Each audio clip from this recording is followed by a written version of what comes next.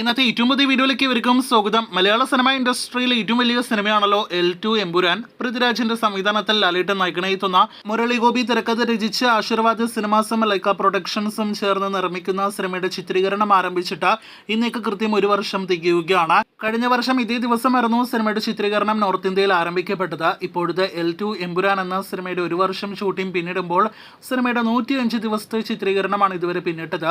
സിനിമയുടെ ഏറ്റവും പ്രധാനപ്പെട്ട ഷെഡ്യൂളായ ഗുജറാത്ത് ഷെഡ്യൂൾ ഇന്നലെയോടെ പൂർത്തിയാക്കിയിരിക്കുകയാണ്. ഇന്ന് ഹൈദരാബാദിൽ സിനിമയുടെ ഏറ്റവും പുതിയ ഷെഡ്യൂൾ ചിത്രീകരണവും ആരംഭിക്കപ്പെട്ടിരിക്കുകയാണ്. ഹൈദരാബാദ് ഷെഡ്യൂളിന് ശേഷം കേരളത്തിൽ തിരുവനന്തപുരത്ത് ക്രൗഡ് സീന്റെ ചിത്രീകരണവും അതോടൊപ്പം തന്നെ വണ്ടിപ്പെരിയാറിൽ മറ്റ് സിനിമയിലെ പല രംഗങ്ങളുടെ ചിത്രീകരണം എല്ലാം തന്നെ നടക്കേണ്ടതായിട്ടുണ്ട്.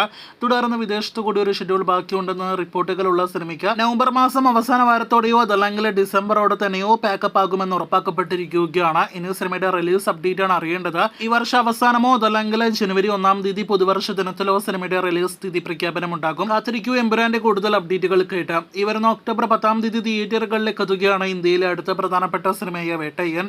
രജനികാന്ത്, അമിതാഭ് ബച്ചൻ, ഫഹദ് ഫാസിൽ, റാണ ദഗുബെട്ടി, മഞ്ജു വാര്യർ തുടങ്ങി വലിയ താരനിരഭാഗമാകുന്ന വേട്ടയ്യൻ ഒക്ടോബർ 10 തിയേറ്ററുകളിലേക്ക് എത്തുമ്പോൾ സിനിമയുടെ റിലീസിന് മുന്നേയുള്ള ആദ്യ പ്രിവ്യൂ റിപ്പോർട്ട് ഇപ്പോഴത്തെ സിനിമയ്ക്ക് സംഗീതം നൽകിയ അനിരുദ്ധ് പുറത്തുവിട്ടിരിക്കുകയാണ്. ഒപ്പം സിനിമയുടെ ബുക്കിംഗ് അപ്ഡേറ്റ് വന്നിരിക്കുകയാണ്. ഇന്ന് ശനിയാഴ്ച രാത്രിയോട് തന്നെ സിനിമയുടെ ഇന്ത്യയിലെ വിവിധ മേഖലകളിലെ ബുക്കിംഗ് എല്ലാം തന്നെ ആരംഭിക്കുകയാണ്. അതേസമയം ഗോകുല മൂവീസ് കേരളത്തിലെ വിതരണത്തിനായിട്ട് കൊണ്ടുവരുന്ന സിനിമയുടെ കേരള ബുക്കിംഗ് നാളെ ഞായറാഴ്ച രാവിലെ 10 മണിക്ക് ആരംഭിക്കുന്നതാണ്. ഇനി സിനിമയുടെ പ്രിവ്യൂ റിപ്പോർട്ടിലേക്ക് വരികയാണെങ്കിൽ ഇന്ത്യൻ 2 ഒഴികെയുള്ള സമീപകാല സകല സിനിമകൾക്കും അനിരുദ്ധ് അഭിപ്രായങ്ങൾ റിലീസിന് മുന്നേ തന്നെ പ്രേക്ഷകരിലേക്ക് സൂചനകളായിട്ട് എത്തിക്കുമല്ലോ. ഇന്നലെ എക്സിൽ വന്ന ഈ ഒരു പോസ്റ്റിൽ നിന്ന് വ്യക്തമാകുന്ന വേട്ടയ്യൻ എന്ന സിനിമയ്ക്ക് പോസിറ്റീവ് അഭിപ്രായം എന്ന് തന്നെയാണ്.